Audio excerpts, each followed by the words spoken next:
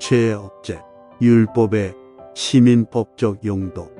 율법의 세 가지 용도 가운데서 소위 시민법적 용도는 신학적인 측면에서 우리에게 가장 적은 흥미를 유발시킬 것이다. 시민법으로서의 율법은 마음의 내적 변화를 일으키지 못하고 하나님을 기쁘시게 하는 성령의 역사로 말미암는 의와도 무관하다.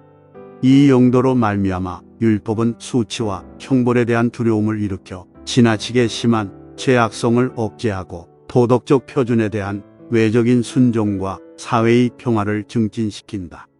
율법의 시민법적 용도는 그 두 자매들 즉 교육적인 용도와 교훈적인 용도와 경합할 때 언뜻 보이는 매력이 부족한 것이 사실이다. 그러나 조금만 생각해 보아도 율법의 시민법적 용도를 과소평가하는 것이 얼마나 어리석은지 금방 드러난다.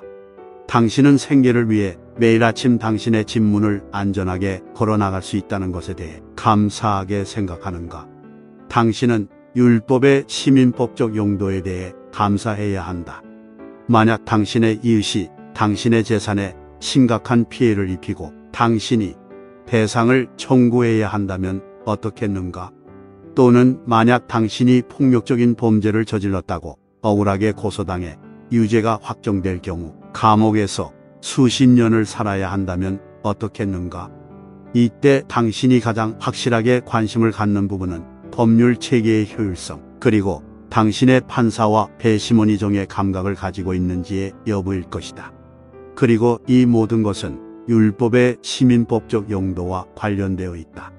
시민법적 용도는 그리스도 안에 있는 구원의 복을 주는 것에 직접적으로 관련되지 않겠지만 하나님은 복음 선포와 죄인들의 구원을 증진시키는데 율법의 시민법적 용도가 간접적인 역할을 할 수 있도록 놀랍게 그 기능을 부여하신다.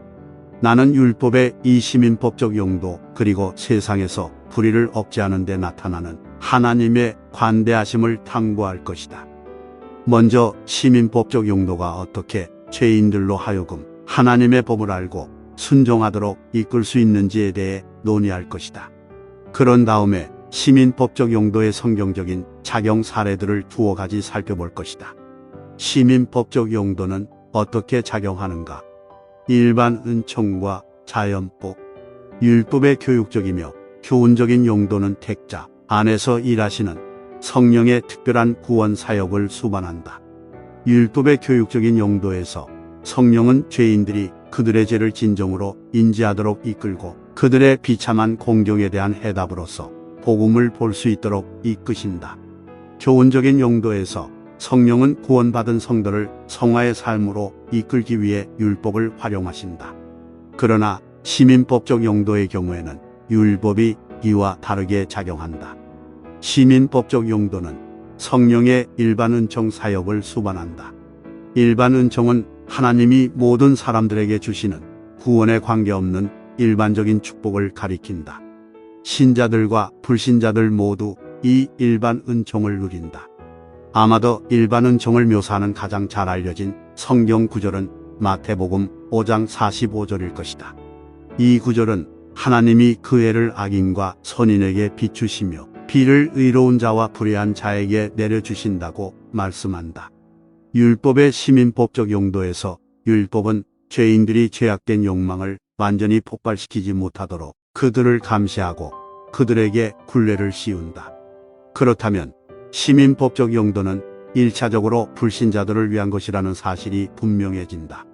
불신자들은 참된 믿음과 하나님의 영광에 대한 갈망에서 나오는 순수한 순종을 하지는 않지만 율법의 제약적인 강제력에 반응해서 종종 외적인 순종을 하곤 한다. 그러나 우리는 율법의 시민법적 용도가 신자들에게도 작용하는 것을 본다. 때때로 우리 그리스도인들은 신앙으로 인해 생겨나는 선에 대한 사랑 때문이 아니라 악을 행할 경우에 고통에 대한 두려움 때문에 악을 행하지 않는다. 이건 역시 하나님의 일반 은총이다. 왜냐하면 악을 행하기보다는 바람직하지 않은 이유에서라도 악을 행하지 않는 것이 더 낫기 때문이다. 그러나 예컨대 로마서 13장 5절은 우리에게 더 나은 길을 보여준다. 정부 당국자들에게 복종하지 아니할 수 없으니 진노 때문에 할 것이 아니라 양심을 따라 할 것이다. 자연법 개념 역시 시민법적 용도가 어떻게 작용하는지를 이해하는 데 있어 중요하다.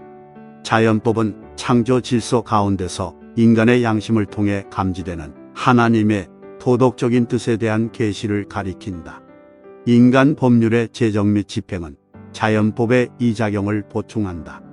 나쁜 행동을 금지하고 칼이라는 수단을 통해 나쁜 행동을 처벌하겠다고 위협하는 인간 법률은 악을 억누르는데 극히 효과를 발휘할 수 있다. 이건 역시 하나님의 일반 은총의 작용이다. 성경에 나타나는 시민법적 용도.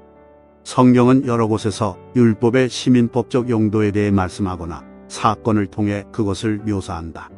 이에 대한 4가지 좋은 사례를 간략하게 언급하면 다음과 같다.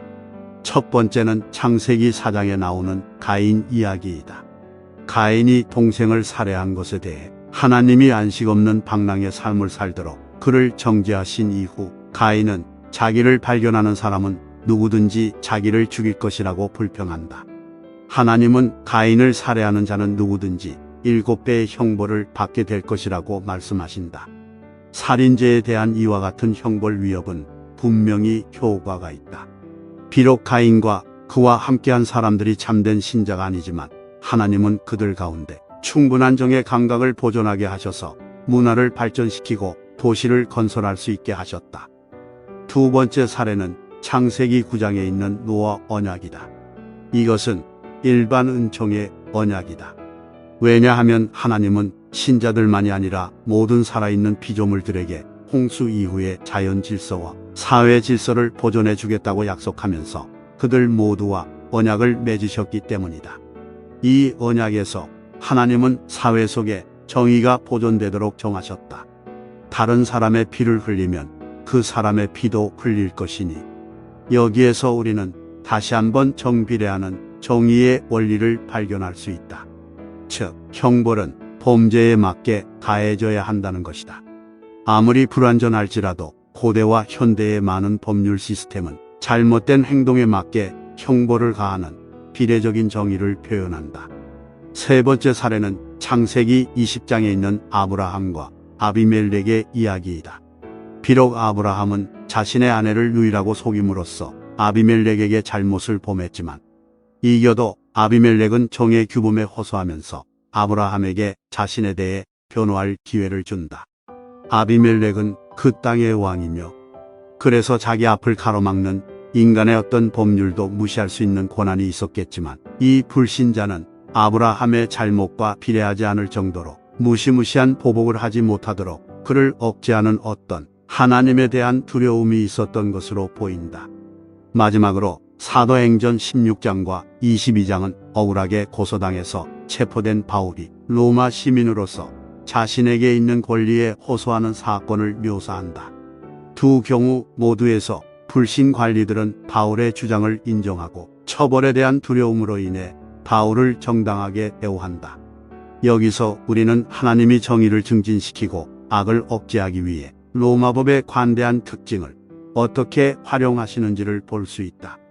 이 경우에는 교회의 선교를 증진할 특별한 목적을 위해 하나님이 그렇게 하셨다. 결론. 성경적인 사례들은 내가 위에서 제시한 요점을 보강해 줄 것이다. 즉, 율법의 시민법적 용도는 무시해서는 안 될 하나님의 선물이라는 점이다.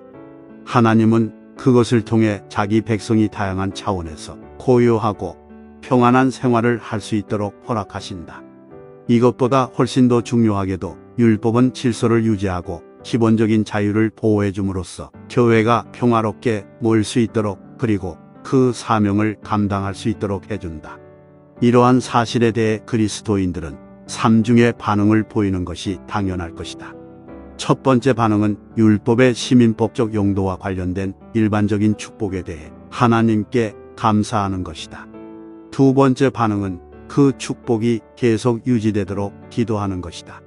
우리는 자신이 살고 있는 도시를 위해 기도해야 하며 특히 의로운 시민법을 집행하는 직무를 맡은 정부 관리들을 위해 기도해야 한다. 마지막으로 우리의 행위와 말을 지혜와 사랑으로 추구함으로써 선한 것이 무엇인지에 대한 지속적인 본보기를 제시하고 우리가 살아가는 삶의 영역이 어떠한 영역이든 그 가운데서 건전한 관계를 증진해야 한다. 바울이 말한 것처럼 할 수 있거든 너희로서는 모든 사람과 더불어 화목하라.